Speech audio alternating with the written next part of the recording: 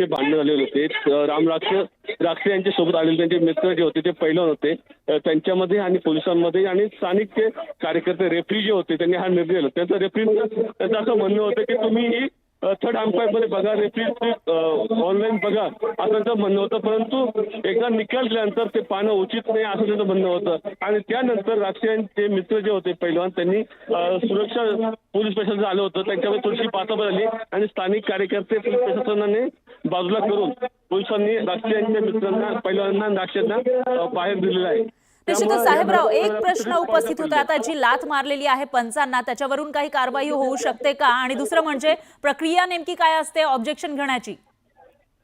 याच्यावरती कारवाई काय होतात हे संपल्यानंतर कळलं. त्याच्यामध्ये व्हिडिओ पाहून आणि त्यानंतर ती कारवाई केली जाईल. पण दुसरी साहेबराव थोडंसं थांबवते मी, दुसरी दृश्य ही आपल्याकडे येत आहे, त्याच्यामध्ये कुठेतरी एक निराश चेहरा घेऊन राक्षे परतताना दिसतोय.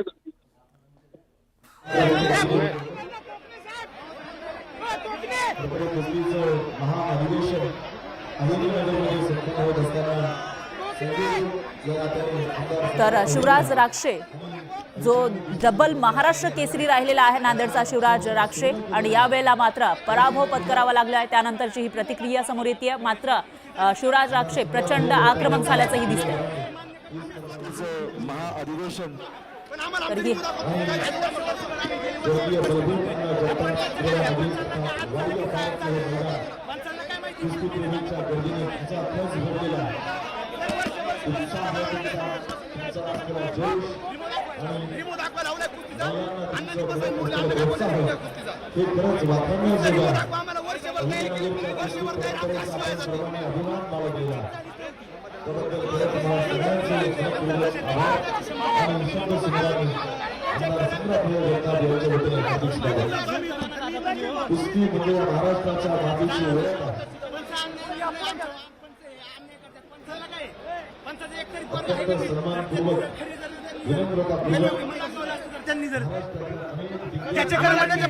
आम्हाला 100% व्हायला पाहिजे.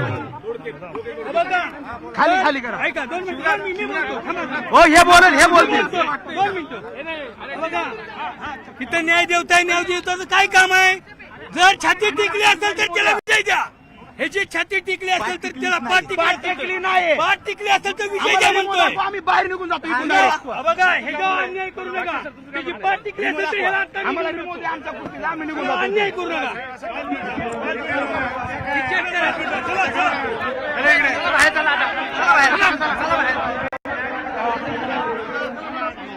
बघू शकतो या ठिकाणी शिवराज राक्षे हा अतिशय आक्रमक पद्धतीने पुढे जाताना दिसतोय आणि आमच्यावर अन्याय झाल्याचं म्हणतोय. पुन्हा एकदा आपले प्रतिनिधी साहेबराव कोकणे यांच्याकडे आपण जाणार आहोत. मात्र त्यावेळची दृश्य ज्या वेळेला स्टेजवर गेला होता शिवराज राक्षे आणि त्या ठिकाणी एका पंचाचं कॉलर त्याने ओढला, लाथ मारल्याचं सुद्धा दिसतंय. पंच तिथे आलेले होते बोलण्यासाठी, पण न ऐकता लाथ मारली आणि कॉलर ओढल्याचं आपण बघू शकतोय.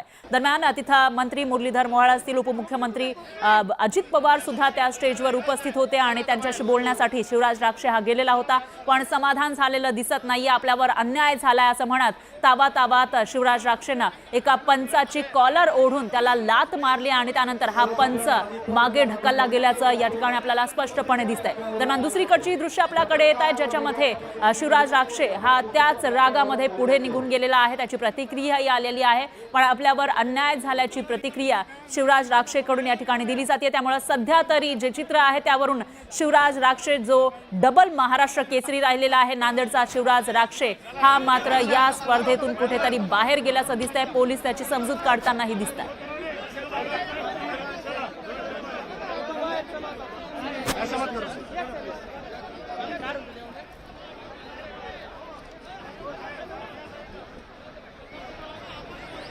अहिल्यानगरमध्ये हा सगळा थरार पाहायला मिळालेला होता. उपांत्य फेरी गादीवरची फेरी सुरू होती, मात्र याच्यामध्ये पृथ्वीराज मोहोळ याला विजयी घोषित करण्यात आला आणि त्याच्यामुळे कुठेतरी त्याच्यावर आक्षेप घेतलेला आहे शिवराज राक्षेनं, कारण तो डबल महाराष्ट्र केसरी राहिलेला आहे. त्यामुळे आपल्यावर अन्याय झाल्याची भावना त्यानं व्यक्त केलेली आहे आणि आपल्याला हे मान्य नाहीये, ही हार मान्य नाहीये असं त्याचं म्हणणं आहे. पुन्हा एकदा सामना घ्यावा अशी मागणी केली होती, मात्र ही मागणी सध्या तरी मान्य होणार नाही असंच दिसतंय. कारण जे वरिष्ठ नेते इथं उपस्थित आहेत ही कुस्ती बघण्यासाठी त्यांच्याकडे सुद्धा शिवराज राक्षे गेलेला होता, त्यांच्यासोबत बोलण्याचा प्रयत्न प्रयत्न केला, पण त्याच्यातूनही तोडगा निघालेला दिसत नाहीये, समाधान झालेलं दिसत नाहीये शिवराज राक्षेचं. आणि त्याच्यानंतर एक पंच जे त्याच्याशी बोलण्यासाठी आले होते त्यांची कॉलर ओढत शिवराज राक्षे यांना लाथ मारल्याचंही आपल्याला स्पष्टपणे दिसतंय. त्यामुळे आता या कृतीबद्दल काही कारवाई होणार का तेही बघावं लागणार आहे. तर दुसरीकडे त्याच रागामध्ये शिवराज राक्षे हा पुढे निघून गेलेला आहे. मीडियाशी बोलताना आपल्यावर अन्याय झाल्याची भावना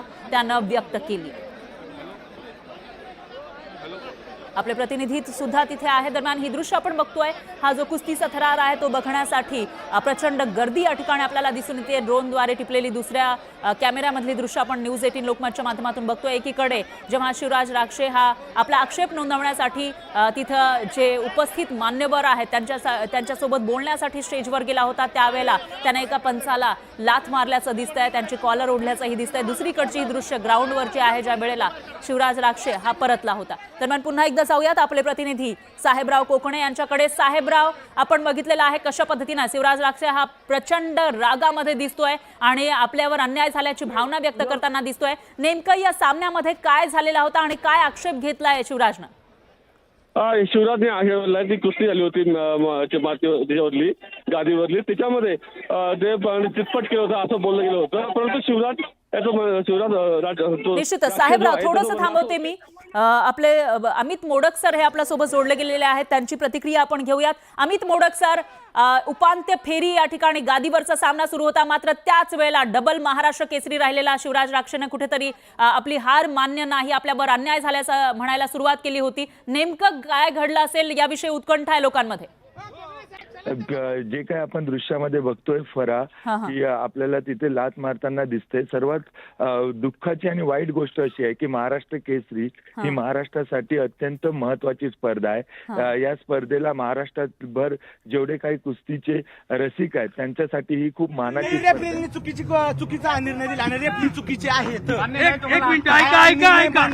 तुम्ही पहिला आहे ना रिप्ले बघा आणि जर आम्हाला हार मान्य आहे नेमकं काय घडलं प्रतिस्पर्ध्याचा आहे. जर प्रतिस्पर्ध्याने डाव केला असेल तर प्रतिस्पर्ध्याचे जर दोन्ही खांदे जर टेकले असेल तर कुस्ती फॉल होती. पण माझे दोन्ही खांदे टेकलेले नाही, तुम्ही रिमूव्ह पाहू शकता. पण चॅलेंज टाकल्यावर निर्णय देता येत नाही. तुम्ही चॅलेंज टाकल्यावर तुम्ही रिमूव्ह बघा, त्यामध्ये कुस्ती जर चीज झाली असेल तर मगच तुम्हाला निर्णय घेता येतो. 2 मिनिटं पंच आहे ते रिमूव्ह काय म्हणतात पंचाचं म्हणणं काय? पंच सगळ्या त्यांना मिळलेलेच आहे. अच्छा, हा, मग आता अर्जंट मध्ये कुस्तीचा पुकार पण लगेच त्यांनी लगेच या लवकर या करून जर आपल्या मल्लाला जर 10 ते 15 मिनिटं तरी वेळ दिला पाहिजे ना गरम व्हायला बॉडी.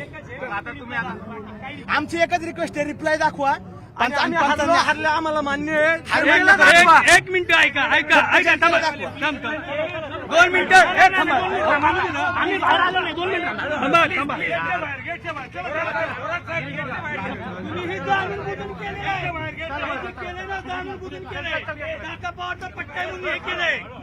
हे जे केलंय ना ती आलेली आहे शिवराज राक्षेची, जो या ठिकाणी आलेला होता आणि त्याच्यानंतर आमच्यावर अन्याय झालेला आहे, जाणून बुजून हे सगळं केल्याचं शिवराज राक्षे आणि त्याचे साथीदार म्हणताना दिसून येत आहेत. कारण इथं पुण्याचा जो पृथ्वीराज मोहळा आहे तो विजयी झाला आहे गादीवरच्या स्पर्धेमध्ये आणि त्याच्यावर कुठेतरी शिवराज राक्षेने आक्षेप घेतला होता. त्याच्यानंतरचं हे त्याचं जे वर्तन आहे तेही आपण बघू शकतोय. स्टेजवर गेल्यावर नेमकं कशा पद्धतीनं शिवराज राक्षे वागला तेही आपल्याला दिसतंय. पुन्हा एकदा जाऊयात आपले प्रतिनिधी साहेबराव कोकणे यांच्याकडे. साहेबराव, नेमकं जेव्हा लाथ मारली होती शिवराजनं रिमो दाखवा की कुस्ती चीज झाली का नाही. जर कुस्ती जर दोन्ही माझे जर खांदे टेकले असेल तर मी हार मानायला तयार आहे. चॅलेंज फक्त दाखवा तुम्ही की ते की चॅलेंज दाखवा की कुस्तीचा रिमो दाखवा फक्त. आमचं पंचांना अपील होती. साहेब विनंती आहे, मी आक्षेप घेणार आहे.